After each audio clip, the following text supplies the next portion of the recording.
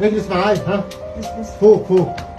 حاسس بايه؟ لو انت ام صالحه وعندك اولاد تحت 10 سنين ورافضه تماما ان هم يشربوا الشاي والقهوه، برافو عليكي. لكن عاوزه اسالك سؤال، هل انت كمان منع عنهم الصودا؟ هل انت كمان منع عنهم مشروبات الطاقه؟ هل انت تعلمي ان مشروبات الطاقه وكمان كل المشروبات اللي فيها صودا اللي موجوده في كنزات كتيره جدا في كل البيوت هي عباره عن كافيين وسكر، وهي دي السبب الرئيسي لكل مشاكل القلب اللي بتحصل عند الاطفال.